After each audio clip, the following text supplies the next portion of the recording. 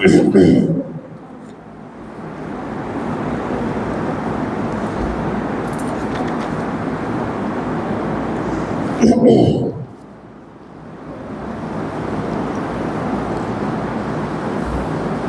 عليكم ورحمة الله وبركاته. الحمد لله رب العالمين والعاقبة للمتقين والصلاة والسلام على رسوله الكريم أما بعد. সম্মানিত উপস্থিতি, আমরা ধারাবাহিক আলোচনা প্রতি সপ্তাহে হয়, তাই না? কোন সপ্তাহে সিরাতের উপরে, কোন সপ্তাহে ফিকের উপরে, আর আমি আলোচনা করি আকীদার উপরে। তো আমরা এর আগে যে আলোচনা করছিলাম সেটি ছিল হাদিসের একটা ধারাবাহিকতা, হাদিসের কিছু কিতাবের নাম। আমরা এর আগে যারা ছিলেন আমার দার্সে হয়তো মনে আছে কিনা জানি না, যে আমরা 6টা কিতাব হাদিসের আমরা বলছিলাম, যে বুখারী, মুসলিম, আবু দাউদ, তিরমিজি, নাসাই, ইবনে মাজাহ, এগুলাকে কুতুবুস সিত্তা বলা হয়। কি বলা হয়? কুতুবুস সিত্তা। আর যদি বলা হয় সহিহাইন, 2টা কিতাব, বুখারী, মুসলিম। যদি বলে সুনান আরবা, তাহলে 4টা কিতাব, বুখারী, মুসলিম বাদে আর 4টা। যাই হোক, এখন কথা হলো যে সহিহ হাদিসের উৎস। সহিহ হাদিস বলতে কি বোঝায়? সরাসরি রাসূল সাল্লাল্লাহু আলাইহি ওয়াসাল্লামের মানে কথাগুলোকেই সহিহ হাদিস। কিন্তু জয়ীফ হাদিস মানে কি? যে অনেক কথা, অনেক হাদিস আছে যেটা সত্যিকারে কি রাসূলের কথা না। হাদিস কখনো জয়ীফ হইতে পারে, রাসূলের কথা কি মিথ্যা হইতে পারে না। তবে যারা রাসূলের নামে হাদিস তৈরি করছে সেটাকে আপনি রাসূলের কথা বলবেন, তখন এটি কি হবে? এটা জাল হাদিস, বানোয়াট হাদিস। এই জন্য আমরা বলি কি সহিহ হাদিস, মাউজু হাদিস মানে জাল হাদিস, বা যেখানে দুর্বলতা আছে। হাদিসের বিভিন্ন প্রকারভেদ আছে। তাহলে আমরা সহিহ হাদিস, জয়ীফ হাদিস, মাউজু হাদিস, মুনকার হাদিস, হাসান হাদিস, হাদিসের কি আছে? এগুলা স্তর আছে। যারা এই হাদিস বিষয়ে যারা বিশেষজ্ঞ, তারা কোনটা সহিহ হাদিস, কোনটা জয়ীফ হাদিস, এগুলো তারা কি করছে এখন মানে ভাগ করে দিয়েছে। এটা আমাদের জন্য আলহামদুলিল্লাহ অনেক কি সহজ হয়ে গেছে। তবে বলছিলাম যে কোরআন এবং হাদিসের মাঝে কখনো কি হবে না? বৈপরীত্য হবে না। মানে আল্লাহ বলছে একরকম, রাসূল বলছে কি আরেক রকম। মানে কথা কি 2 রকম হবে? কখনো 2 রকম কি হবে না। দেখলে কি অনেক কিছু বোঝা যায়। তবে যদি আমরা এমন দেখি যে কোরআনে বা হাদিসে কোনো বিষয় যদি আমাদের বুঝতে সমস্যা হয়, অনেক বিষয় আছে না যে আমাদের জ্ঞানের স্বল্পতার কারণে, আমাদের অজ্ঞতার কারণে, অধিক জ্ঞান না থাকার কারণে আমি জানি না বা বুঝি না। কিন্তু কোরআন হাদিস কি পরিপূর্ণ, যে এমন কোনো বিষয় যদি হয় যেটা আমি বুঝি না হাদিস, তাহলে আমি কার সহযোগিতা নেব? সাহাবাদের। কারণ রাসূলের কাছ থেকে কারা শিখছে? সাহাবারা। সাহাবাদের পরে সাহাবাদের কাছ থেকে কারা শিখছে? তাবেঈরা। তাদের পরবর্তী তাবেঈ। আল্লাহ রাসূল কি বলছে যে সর্বোত্তম যুগ হলো কার যুগ? আমার যুগ। এর পরবর্তী সাহাবাদের যুগ, তার পরবর্তী যুগ। তাহলে 3টা যুগের কথা বলছে, যে স্বর্ণ যুগ হলো কি আমার, তার পরবর্তী যুগ। আর এখন আমরা কি করি?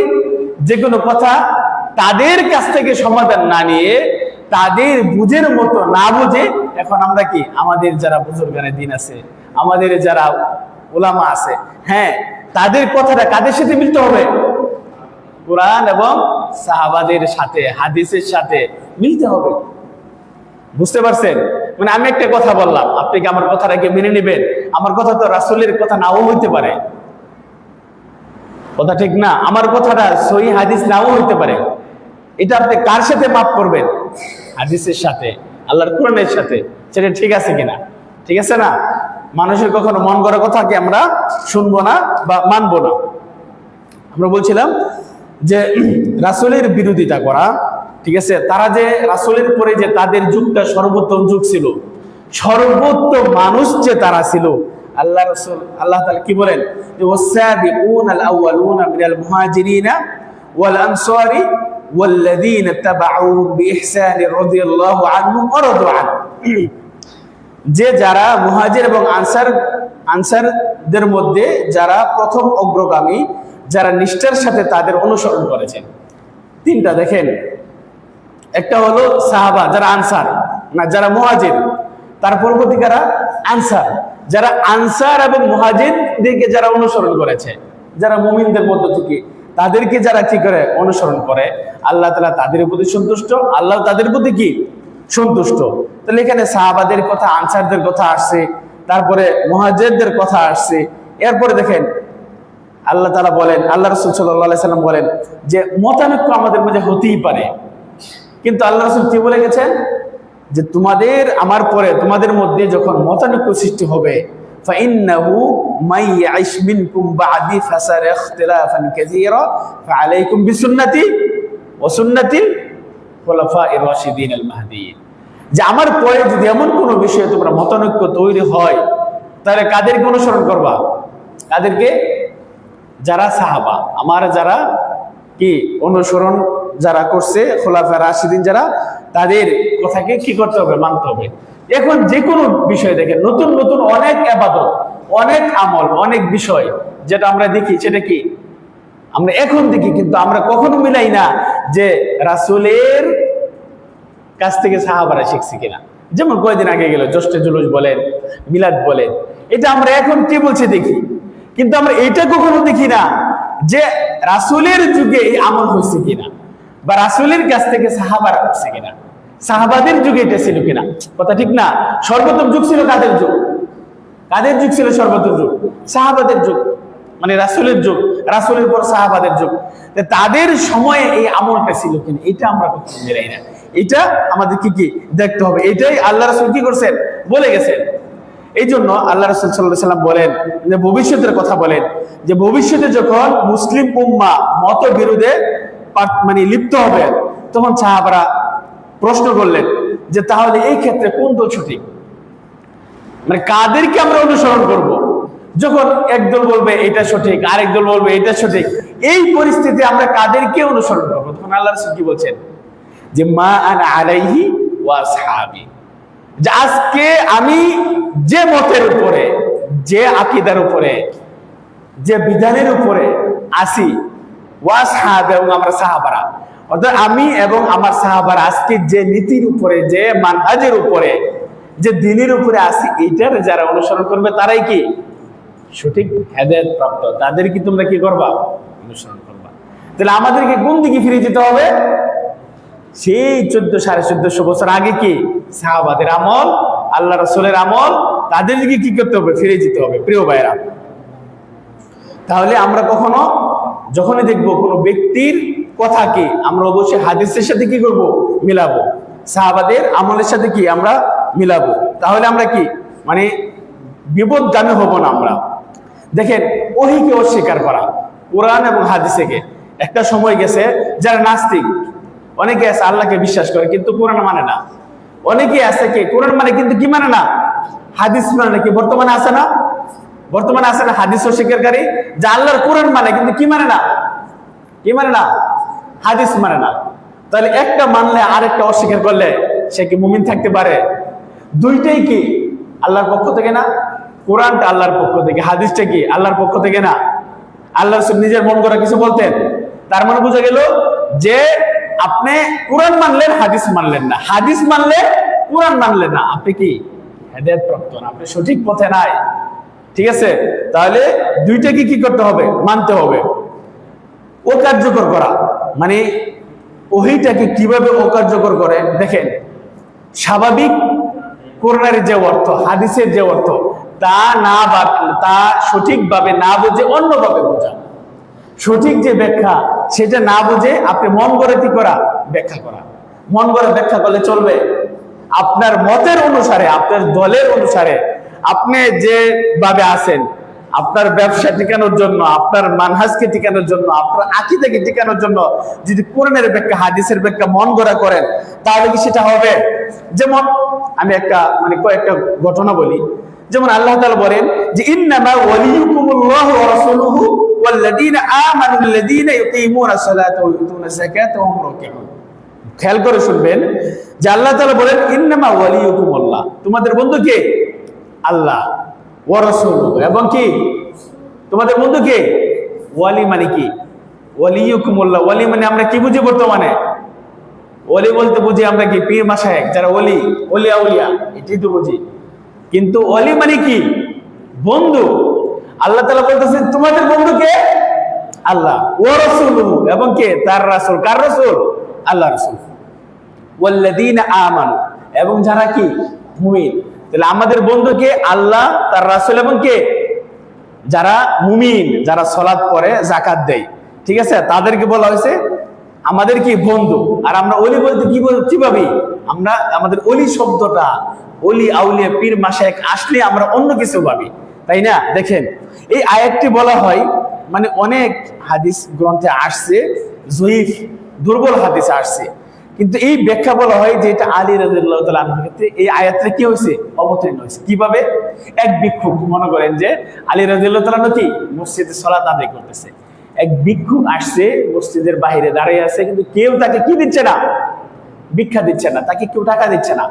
তা আলী রাদিয়াল্লাহু তাআলা আনহু মসজিদে সালাত পড়া অবস্থায় দেখে রুকুতে গেছে, রুকু অবস্থায় ওকে ইশারা দিছে, ওই ভিক্ষুককে ইশারা দিচ্ছে। তখন ভিক্ষুক কি আসছে, তখন আলী রাদিয়াল্লাহু তাআলা আনহু এই সালাত পড়া অবস্থায় ভিক্ষুককে কি দিছিলে? তার আংটি খুলে দিছে, তার হাতের আংটি কি করছে? ভিক্ষুককে খুলে দিল। এই ঘটনা এই ভিক্ষুক কার কাছে গিয়ে বললো?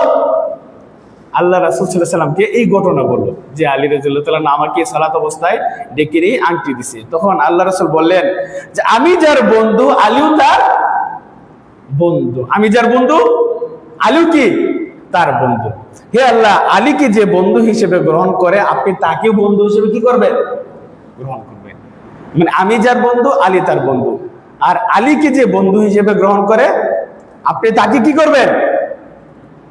বন্ধু হিসেবে গ্রহণ করবেন। দেখছেন, আলীর সাথে যে শত্রুতা করে, আপনিও তার সাথে কি করবেন? শত্রুতা করবেন। আমরা কয়টা জিনিস পেলাম এখানে? দেখেন আয়াতের ব্যাখ্যা কিভাবে মানে বিকৃতি করে। তো এটা যারা শিয়া, তারা এই আয়াতটাকে তাদের মতো করে কি করে ব্যাখ্যা করে। শিয়াদের কি? শিয়াদের অনেক এই কথা শুনছেন না? অথচ এই হাদিসটা কি সহিহ হাদিস না, এটা জয়ীফ হাদিস। কিন্তু আলীর মানে মর্যাদা বাড়াইতে গিয়া তারা এই আয়াতের ব্যাখ্যা তাদের মতো কি? তাদের মতো তারা করে। নাউজুবিল্লাহ। আয়াতের পক্ষে কি নিজেদের মতো করলে হবে? আলীকে যে ভালোবাসে তাকে আল্লাহ ভালোবাসবে, আলীকে যে শত্রুতা করে আল্লাহ তার সাথে কি করবে? শত্রুতা করবে। এইটা তাদের কি মন গড়া ব্যাখ্যা। অথচ এই আয়াতের ব্যাখ্যা কি? এটা না। অনুরূপ ভাবে দেখেন আলী রাদিয়াল্লাহু তাআলা অবশ্যই তার একটা বিশেষত্ব আছে, তার মর্যাদা আছে, কিন্তু আপনি আয়াতকে আপনি তার দিকে কি কোরআন দিয়া তার মর্যাদা আপনি কি মানে বাড়াই দিবেন? মানে যেটা যে জন্য নাজিল হয় নাই, আপনি কি সেটা তার জন্য আপনি মানে নিজের মতো ব্যাখ্যা করতে পারবেন? না, আমরা সেভাবে ব্যাখ্যা করতে পারবো না। অনুরূপ ভাবে আরেকটা দেখেন যে ওয়াইদ ক্বালা রাব্বুকা লিল মালাইকাতি ইন্নী জাআলিন ফিল আরদি খলিফা। আল্লাহ তাআলা বলেন যে তোমার রব বলেন ফেরেশতাদেরকে যে ইন্নী জাআলিন ফিল আরদি খলিফা, আমি দুনিয়াতে প্রতিনিধি কি স্থাপন করব। আল্লাহ তাআলা দুনিয়া সৃষ্টি করার আগে বলেন নাই যে আমি আমার খলিফা কি করব? দুনিয়াতে স্থাপন করব। এখন দেখেন এই খলিফা অর্থ কি? খলিফা অর্থ কেউ বলেছেন যে স্থলাভ। খলিফা মানে কি? স্থলাভিষিক্ত। খলিফা মানে স্থলাভিষিক্ত। স্থলাভিষিক্ত কি? এখানে কি আল্লাহকে বলছে যে আমি আমার স্থলাভিষিক্ত আমি দুনিয়াতে মানুষকে বানাইলাম, এটা কি বলছে? না, বলছে কি যে আমি দুনিয়াতে আমি জাইলুন ফিল আরদি খলিফা, জমিনে আমি খলিফা কি করব? আমি পৃথিবীতে স্থলাভিষিক্ত সৃষ্টি করেছি মানুষদেরকে। কার স্থলাভিষিক্ত? এটা কেউ ব্যাখ্যা করছে যে এটা জিন যে ছিল, জিন জাতির স্থলাভিষিক্ত মানুষ। এটার কেউ ব্যাখ্যা করছে যে মানুষ দুনিয়াতে প্রত্যেকটা নাবির কি আছে? উম্মত আছে। তো একদম দেখেন নূহ আলাইহিস সালামের সাথে নূহ আলাইহিস সালামের সময় সকল মানুষ কি করছে? তাদের অবাধ্যতার কারণে কি পানিতে ডুবাইয়া মারছেন আল্লাহ তাআলা। তারপরে কওমে লূত, তারপরে কওমে সালেহ, এদেরকে আকাশ থেকে কি পাথর নিক্ষেপ করে এদেরকে কি করছে? ধ্বংস করছে না? কাউকে মাটিতে ডাবাই দিছে না? তো স্থলাভিষিক্ত একদল মানুষ যাবে, আরেকদল মানুষ কি আসবে। মানুষের স্থলাভিষিক্ত একটা জাতি যাবে, এদের স্থলাভিষিক্ত আরেকটা জাতি কি আসবে। এটা কেউ ব্যাখ্যা করছে। আবার কেউ কেউ বলছে যে আল্লাহ তাআলার প্রতিনিধি। আল্লাহ তাআলার প্রতিনিধি মানে কি? মানে আল্লাহ তাআলার বিধি বিধান তার কি দুনিয়াতে এই মানুষ কি করবে? বাস্তবায়ন করবে। তিনটা ব্যাখ্যা, কিন্তু প্রথম দুইটা ব্যাখ্যা কি সঠিক, তৃতীয় ব্যাখ্যাটাকে অনেকে কি এটা ঠিক বলেন নাই। দেখেন আল্লাহর খলিফা হতে পারেন। আমরা সফর একটা দোয়া পড়ি, যে আমরা সফরের একটা দোয়া আছে না, সুবহানাল্লাহ, আল্লাহু আকবার, আল্লাহ একটা দোয়া আছে, তার মধ্যে আছে ওয়াল খলিফাতু ফিল আহল, এই দোয়ার একটা অংশ হলো কি, যে আমার পরিবারের মধ্যে আপনাকে খলিফা রেখে গেলাম, আল্লাহ তাআলাকে, যে আপনি আমার সফরের সাথী এবং পরিবারের আমার স্থলাভিষিক্ত। মানে কি, আপনি আমার পরিবারের কোনো বিপদ আপদ হলে আপনি আল্লাহ কি করবেন, দেখবেন। তাহলে মানুষের খলিফা হতে পারে না, মানুষের খলিফা আল্লাহ হতে পারে, কিন্তু আল্লাহর খলিফা মানুষ কি হইতে পারে না। এটা দিয়ে বোঝা যেতে পারে। আরেকটা ঘটনা আছে, এক ব্যক্তি আবু বকরকে সম্বোধন করে বললেন, হে আল্লাহর খলিফা, হে আল্লাহর খলিফা, মানে আল্লাহর স্থলাভিষিক্ত। তখন আবু বকর বললেন, আমি আল্লাহর খলিফা, আমি কার খলিফা, রাসূলের খলিফা। আমি কার খলিফা, রাসূলের খলিফা। এইগুলো থেকে, ঘটনা থেকে বোঝা যায় যে মানুষ আল্লাহর কি খলিফা না, কিন্তু শিয়ারা এটার অর্থ করছে কি, যে মানুষ, মানে তৃতীয় ব্যাখ্যাটা তারা নিয়েছে, 3 নম্বর ব্যাখ্যাটা শিয়ারা নিয়েছে, নিয়ে তারা মনে করতেছে কি, যে খিলাফতের চূড়ান্ত রূপ হলো কি নবী, আর নবীর এই তারপরে বংশধর হলো কে, আলী রাদিয়াল্লাহু তাআলা। আর আলী রাদিয়াল্লাহু তাআলার বংশধরের মধ্য থেকে আসছে কারা, শিয়াদের যে 12 ইমাম, কার বংশধর, আলীর বংশধর। এইটাকে তারা নিজেদের মতো ব্যাখ্যা করে তাদেরকে বিশ্বাস করে। 12 ইমামের যে গুরুত্ব দেয় তারা, মানে এরা আল্লাহর স্থলাভিষিক্ত। কার স্থলাভিষিক্ত, আল্লাহ তাআলা তাদেরকে বিশেষ ক্ষমতা, বিশেষ পাওয়ার দিছে দিকায় তারা যেটাকে হালাল মনে করে সেটাকে হালাল, যেটাকে হারাম মনে করে সেটা কি হারাম।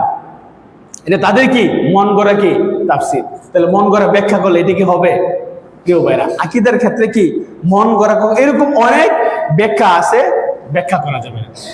আর 2টা কথা বলে শেষ করবো, সেটা হলো যে ধর্মগুরু বা আলিমগণের মতামত, যারা খ্রিস্টান, যারা ইহুদি, তাদের পাদ্রী, তাদের যারা ধর্মগুরু, তাদের কি সেটা তারা বেশি প্রাধান্য দেয়।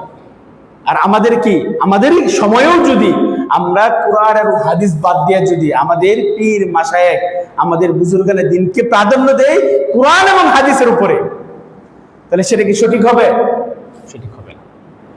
একটা হাদিস আছে যে আল্লাহ রাসূল সাহাবারা কথায় কথায় কিতাবুত তাওহীদে আছে, আব্দুল্লাহ ইবনে আব্বাস বা মাসউদ রাদিয়াল্লাহু তাআলা থেকে বর্ণিত, যে তিনি বলতেছে রাসূলের কথা, কিন্তু সাহাবারা বলতেছে আবু বকর ওমরের কথা। তখন তিনি বললেন যে আল্লাহর পক্ষ থেকে পাথর বর্ষণে তোমাদেরকে ধ্বংস করে দাও। আমি বলি রাসূলের কথা, আর তোমরা বলো কার কথা, আবু বকর ওমরের কথা।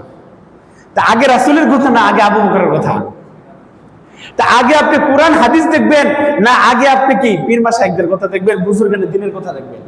অবশ্যই তাদের কথা মানবো যদি কোরআনের সাথে কি মিলে, তাদের কথা মানবো যদি হাদিসের সাথে মিলে। যদি না মিলে তাহলে আমরা সেটা কি তাদেরকে অনুকরণ কি করব না। যুক্তিবিদ্যা, আপনি কখনো আকীদাগত বিষয়কে যুক্তির সাথে মিলাইবেন না। যুক্তি, আপনার কোরআন বলতেছে এক কথা, হাদিস বলতেছে এক কথা, আপনার যুক্তি বলতেছে আরেক কথা। আপনি যুক্তি মানবেন না কোরআন হাদিসের কথা শুনবেন? কোরআন হাদিসের ক্ষেত্রে কি যুক্তি প্রাধান্য পাবে না। যেমন আমরা এর আগে আমি বলছিলাম যে আমরা মানে মোজার উপরে কি করি, মাসাহ করি। তা ময়লা কি মোজার উপরে হয় না মোজার নিচে হয়? তো মোজার নিচে না মাসাহ করা দরকার, কিন্তু আমরা মাসাহ করি কোথায়, মোজার উপরে। এখানে আপনি দিনের ক্ষেত্রে যুক্তি কি চলবে না, সবসময় দেখতে হবে কি কোরআনে কি আছে, হাদিসে কি আছে। প্রিয় ভাইরা, তাহলে আমরা মন মতো না কিছুই কি করতে পারবো না। আবু ইউসুফ, ইমাম আবু হানিফার ছাত্র মুহাম্মদ এবং কি আবু ইউসুফ, দেখেন কিয়াস, যুক্তি, এগুলা কখনোই কোরআন হাদিসের সামনে কি খাটবে না। আবু ইউসুফ বলেন তাওহীদ বা আকীদা কিয়াস দ্বারা শেখায় না। তাওহীদ আকীদা আপনি কিয়াসের সাথে কি মিল করলে হবে না। কারণ কিয়াস করতে গেলে, কিয়াস মানে কি তুলনা করা, তুলনা আপনি কার সাথে করবেন? কোনো কিছুর নমুনা থাকলে সেটার সাথে কি করা যায়, তুলনা করা যায়। কোনো কিছুর যদি নমুনা না থাকে আপনি তুলনা করতে পারবেন? তুলনা করা যাবে না। এই জন্য আল্লাহ তাআলার কি কোনো নমুনা আছে? আল্লাহ তাআলার কোনো নমুনা আছে? তাহলে আপনি আকীদাগত বিষয়ে কি ঈমানের বিষয়ে আপনি কি নমুনা আল্লাহ তাআলার সাথে নমুনা করতে পারবেন? না, করা যাবে না। এই জন্য তিনি বলেন যে এই আকীদার ক্ষেত্রে, তাওহীদের ক্ষেত্রে কি কিয়াস, যুক্তি বিদ্যা এগুলো কি চলবে না। আল্লাহ তাআলা আমাদেরকে কোরআন এবং সহিহ সুন্নাহ মেনে আকীদাগত বিষয় যদি স্ট্রং থাকে, ঈমান যদি আপনার মজবুত থাকে, সবকিছু ঠিক হয়ে যাবে। আকীদার মধ্যে যদি আপনার লড়বড় থাকে, সবকিছুর মধ্যে কি হয়ে যাবে? কারণ জানেন সবচেয়ে গুরুত্ব হলো মানে আমলের ক্ষেত্রে সালাত বলেন, হজ বলেন, যাকাত বলেন, আমলের দিক দিয়া, ইসলামের বিধিবিধানের দিক দিয়ে সবচেয়ে গুরুত্বপূর্ণ হলো কি? আকীদা, তাই না? ঈমান। সবচেয়ে গুরুত্বপূর্ণ হলো কি? ঈমান। আর ইলমের মধ্যে, ইলম অর্জনের ক্ষেত্রে সবচেয়ে গুরুত্বপূর্ণ ইলম হলো কি? আকীদার ইলম, ঈমানের ইলম। বুঝাইতে পারছি আমি আপনাদেরকে? মানে বিধিবিধানের ক্ষেত্রে সবচেয়ে গুরুত্ব হলো কি? আকীদা। আর ইলম অর্জনের ক্ষেত্রে সবচেয়ে গুরুত্বপূর্ণ ইলম হলো কি? আকীদাগত ঈমানের ইলম। বুঝতে পারছেন ইনশাআল্লাহ? তাহলে আজকে আমরা এই পর্যন্তই থাকলো আমাদের, যে আমরা সামনে থেকে ইসলামে আকীদার কি গুরুত্ব, এটা আমরা ধারাবাহিকভাবে ইনশাআল্লাহ আলোচনা করব। বিশুদ্ধ ঈমানের গুরুত্ব, আকীদার গুরুত্ব ইনশাআল্লাহ সামনের বিষয়টা আলোচনা হবে। আমরা আজকে এই পর্যন্ত রাখলাম। সুবহানাকাল্লাহুম্মা ওয়া বিহামদিকা আশহাদু আল্লা ইলাহা ইল্লা আনতা আস্তাগফিরুকা ওয়া আতুবু ইলাইক। প্রশ্ন উত্তর কি আপনারা করছেন? যাদের প্রশ্ন উত্তর আছে প্রশ্ন জমা দেন, আর যাদের প্রশ্ন থাকবে আপনারা এসে অবশ্যই প্রশ্ন লিখে এখানে কি জমা দেবেন ইনশাআল্লাহ। নামাজের মধ্যে যদি কেউ পা সোজা না করে দাঁড়ায় তাহলে কি তার কি হবে? সালাতের সাথে কি পায়ের সাথে পা লাগায় দাঁড়াইতে হবে। অনেকের পায়ে সমস্যা থাকতে পারে, হুবহু যে সোজা দাঁড়াইতে হবে, একজনের পা আরেকজনের পায়ের সাথে ছোট পা বড় পা একটু অমিল হইতেই পারে, ঠিক আছে, সমস্যা নাই। তবে পায়ের সাথে পা লাগায় দাঁড়াইতে হবে। আমরা চেষ্টা করবো কি পা সোজা করে দাঁড়ানোর, যেন এইভাবে না থাকে, এইভাবে না থেকে পা কি সোজা ভাবে দাঁড়ানোর কি করতে হবে? চেষ্টা করতে হবে। মায়ের পায়ের নিচে জান্নাত, এই কথাটা কি ঠিক না। মায়ের পায়ের নিচে সন্তানের কি জান্নাত? মা বাবা জান্নাতে যাওয়ার একটা মাধ্যম, কিন্তু এই কথাটা কি যে মায়ের পায়ের নিচে কি জান্নাত, এই কথাটা আমি যতটুকু জানি কি সঠিক না। সাহসিকদের সময় কি বলতে হয়, তার মানে এই না যে মা বাবার গুরুত্ব নাই। মা বাবার গুরুত্ব সম্পর্কে কি আপনারা আজকে আলোচনা শুনলেন। সাহসিকদের সময় কি বলতে হয়? সাহস আমরা সিজদাতে যা বলি তাই, আমরা সিজদাতে কি যা বলি তাই বলতে হবে। জাস্ট খালি কি সিজদা দেওয়া, দুইটা কি সিজদা দেওয়া। আর তেলাওয়াতে সিজদার সময় একটা দোয়া আছে, ঠিক আছে? তেলাওয়াতে সিজদার সময় একটা দোয়া আছে, সেই দোয়াটা যারা পারেন তারা বলবেন, যারা পারেন না শিখে নেবেন। যদি জামাতে সালাতের সময় ইমামের ওযু নষ্ট হয়ে যায় তাহলে তার করণীয় কি? ওযু যদি নষ্ট হয়ে যায় সে সালাত পড়াইতে পারবে? সে চলে যাবে। যদি ইমাম সাহেব তার ওযু ভেঙে যায় তাহলে সে চলে যাবে, তার পিছনে যে আছে সে কি করবে? সে ইমামতি করবে, সে কি অটোমেটিক সে সামনে চলে যাবে, সে পরিপূর্ণ বাকি সালাত সে কি করবে? পূর্ণ করবে। আর যদি কোনো মুসল্লির ওযু নষ্ট হয়ে যায় তাহলে সেও পিছন থেকে কি চলে যাবে, গিয়ে আবার ওযু করে তার পরবর্তী যতটুকু সালাত পাবে তারপর থেকে কি সে অংশগ্রহণ করবে। অনেকে বলে মা বাবার পায়ের নিচে, এটা তো বললাম যে মা বাবার পায়ের নিচে সন্তানের জান্নাত। কেউ যদি এত তাড়াতাড়ি সালাত আদায় করে যে আমি নিজে সূরা ফাতিহা পড়তে পারি না।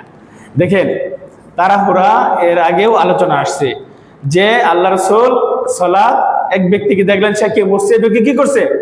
সালাত পড়ছে। সালাত পড়ে রাসূলের কাছে আসলো, আল্লাহ রাসূল বলে ইরজি ফাসাল্লি ফা ইন্নাকা লাম তুসাল্লি, তুমি যাও আবার সালাত পড়ো, তোমার সালাত হয়নি। তার মানে কি সে কি সালাত পড়ছে না, রুকু করছে না, সিজদা দিছে না, কিন্তু তার সালাতে কি ধীরস্থিরতা ছিল না, ধারাবাহিক ছিল, কিন্তু তাড়াহুড়া করে সালাত পড়ছে, রুকু করছে তাড়াতাড়ি, রুকু থেকে উঠে আবার সাথে সাথে সিজদাতে চলে গেছে, সিজদা থেকে উঠে না বসে আবার আরেক সিজদা মারছে। মুরগি যেভাবে ঠুকুর দেয় সেভাবে কি শুধু ঠুকুর দিয়েছে, সালাত কি? তাহলে এইভাবে সে 3 বার করার পরে আল্লাহ রাসূলকে বললেন যে আমি আসছে ভালো সালাত আদায় করতে পারি না, আমাকে আপনি কি করেন? সালাত শিক্ষা দিন। এই জন্য আমাদের যারা ইমাম সাহেব তাদের উচিত যে আমরাও পড়ি, যে অনেক মসজিদে যাই নামাজ পড়ি কিন্তু 2 সিজদার মাঝের দোয়া কি পড়তে পারি না। এই যে ইমাম সাহেব আমাকে পড়ার সুযোগ দিলেন, সে যদি দোয়া পড়তো তাহলে না আমি পড়তে পারতাম। রুকু থেকে ওঠার পরে রব্বানা ওয়ালাকাল হামদ হামদান কাসীরান তাইয়িবান মুবারাকান ফি, এটা পড়ার জন্য তো 10 সেকেন্ড সময় দরকার লাগবে নাকি? এখন যদি আপনি 5 সেকেন্ড 2 সেকেন্ড সময় না দেন তাহলে এটা ড্রাইভার কে নেবে? ইমাম সাহেব আপনাকে সময় দেয় নাই, এই জন্য আপনি গুনাহগার হবেন না। এই জন্য এই ড্রাইভারটা কার যাবে? ইমাম সাহেবের।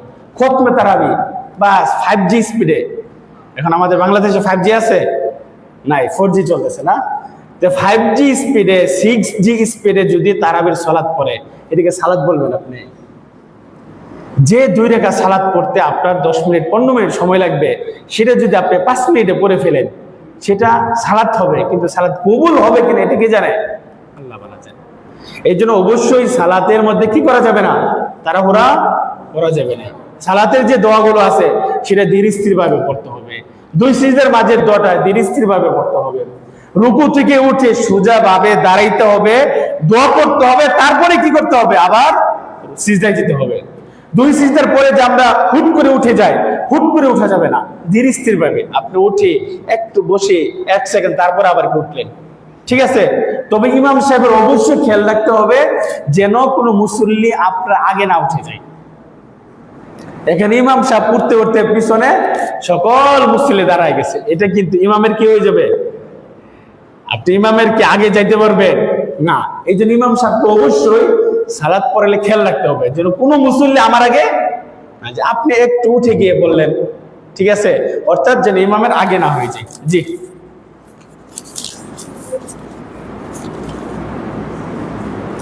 তাফসীর কি মিথ্যা হতে পারে? অবশ্যই মিথ্যা হতে পারে। হাদিস যেমন মিথ্যা হতে পারে, তাফসীর কি মিথ্যা হতে পারে না?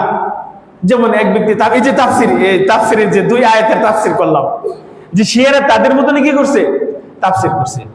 এখন আয়াতটা কিছু আছে মুতাশাবিহাত, কিছু আছে মুহকামাত।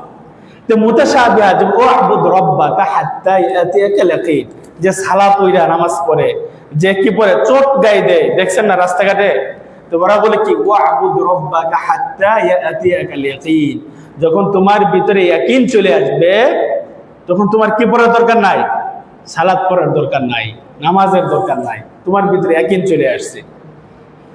ওয়াবুদ রাব্বাকা, তুমি তোমার রবের ইবাদত করো হাত্তা ইয়াতিয়াকাল ইয়াকিন, যতক্ষণ তোমার ভিতরে কি আছে, ইয়াকিন আসে। ইয়াকিনের শাব্দিক অর্থ কি? কি ইয়াকিন মানে আমরা তো বুঝি বিশ্বাস, ইয়াকিন মানে কি বিশ্বাস। এখন এই বিশ্বাস, ইয়াকিন শব্দের আরো অর্থ থাকতে পারে নাকি? দেখেন, ইয়াকিন মানে আমরা জানি সবাই মানে কি বিশ্বাস। এখন আপনার বিশ্বাস আসছে যে আল্লাহ কি আছে, ফেরেশতা আছে, জান্নাত আছে, জাহান্নাম আছে, আমার ইয়াকিন চলে আসছে। এখন আপনার ইবাদতের দরকার নাই, ইয়াকিন তো আমার ভিতরে চলে আসছে, আপনার ইবাদতের দরকার নাই। এটার ব্যাখ্যা করে অভাব নাই, এরকম কি আছে, অনেক আছে যারা এই ধরনের। ইয়াকিন মানে এখানে অর্থ কি, ওয়াবুদ রাব্বাকা হাত্তাল মাউত, তোমার মৃত্যু আসার আগ পর্যন্ত তুমি তোমার রবের কি করো, ইবাদত করো। এখন অর্থ ঠিক আছে না নাই? এখন কি অর্থ ঠিক আছে? মানে তুমি তোমার রবের ইবাদত করো যতক্ষণ তোমার কি মৃত্যু আসে, মানে মৃত্যু পর্যন্ত আমাদের কি করতে হবে, সালাত পড়তে হবে, রোজা রাখতে হবে, ইবাদত করতে হবে, যাকাত দিতে হবে, মা বাবার খেদমত করতে হবে, তাই না? এখন যদি আপনি বলেন যে তোমার বিশ্বাস আসলেই আর ইবাদত করার দরকার নাই, তাহলে দেখছেন একই শব্দের আপনি রাসূল কিভাবে বুঝাইছে আপনাকে, সাহাবার যেভাবে বুঝছে সেইভাবে কি বুঝতে হবে। আল্লাহ রাসূল এই আয়াতের ব্যাখ্যা যেভাবে বুঝাইছে সেইভাবে বুঝতে হবে। তাহলে আশা করি আমরা আজকে প্রশ্নোত্তর পর্ব শেষ। সামনে থেকে অবশ্যই আপনারা যারা প্রশ্ন করবেন আগে প্রশ্ন লিখে নেবেন। আর আমাদের যে রিয়াজ স্যার, আপনি কি তাদেরকে এরকম কি টোকেন দেয়া দিবেন আগে থেকে, যার লেখার প্রয়োজন আপনি লিখে দেবেন, ঠিক আছে ইনশাআল্লাহ। সুবহানাকাল্লাহু ওয়া বিহামদিকা আশহাদু আল্লা ইলাহা ইল্লা আনতা আস্তাগফিরুকা ওয়া আতুবু ইলাইক। জি বলেন, সমস্যা নাই।